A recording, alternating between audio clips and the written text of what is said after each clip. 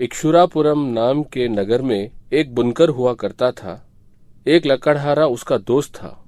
एक दिन बुनकर ने एक राजकुमारी को मंदिर जाते देखा। आहा, कितनी सुंदर राजकुमारी है। मुझे उससे किसी भी कीमत पर शादी करनी है। अगले दिन बुनकर के घर में। तुम उदास क्यों लग रहे हो दोस्त? बुनकर उसे पूरी बात बताता है। मैं उससे बहुत प्यार करता हूँ। मैं उसके बिना नहीं रह सकता। तुम एक मामूली इंसान हो। तुम एक राजकुमारी के साथ कैसे शादी कर सकते हो? यह असंभव है। अगर ऐसा हो तो मैं जीना नहीं चाहता। ऐसा मत कहो। ठीक है, मैं तुम्हारी मदद करने की कोशिश करूंगा। मुझे थोड़ा वक्त दो। एक दिन लकड़हार बुनकर को अपने घर ले जाता है।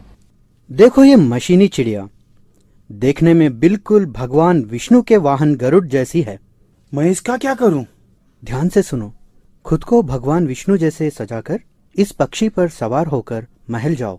मैं तुम्हारा यह एहसान कैसे चुकाऊंगा? उसी रात बुनकर मशीनी चिड़िया पर सवार होकर महल जाता है। राजकुमारी अपने कक्ष में। क्या ये सच है या मैं सपना देख रही हूँ? बुनकर किले पर उतरता है। मैं कितनी खुशनसीब हूँ। आपको जो चाहिए वो ले लीजिए भगवान। मैं तुम्हें चाहता हूँ। मुझे? हाँ, तुम मुझे बहुत प्रिय हो। तुम एक शाप की वजह से यहाँ पर हो। मैं तुमसे शादी करने आया हूँ। मैं धन्य हो गई भगवान। कुछ दिनों के बाद। अरे, वो क्या है? राजकुमारी के कक्ष से ये कौन निकल रहा है? दरबान सारी बात राजा को बता देता है। महाराज, मैंने उसे देखा है। वह एक पक्षी पर सवार होकर आता है।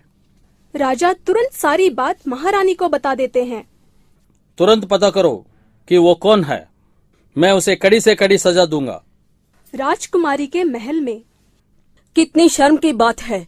कौन है वो बेशर्म इंसान? ऐसा मत कहो माँ। राजकुमारी पूरी बात अपनी माँ से कहती है। हे भगवान विष्णुदेव! रानी सच्चाई राजा को बताती है। हमारी बेटी ने भगवान विष्णु से शादी की है। क्या ये सच है? उस रात राजा और रानी भगवान विष्णु के आने का इंतजार करते हैं। भगवान स्वयं हमारे जमाई बन गए हैं। हम बहुत भाग्यशाली हैं। कुछ दिनों के बाद। आपको दक्षिण के शहंशाह का कर चुकाना है। जाओ, जाकर बता दो कि हम कर नहीं चुकाएंगे। कुछ देर के बाद। महाराज, शहंशाह की सेना ने हमारे किले पे हमला कर दिया।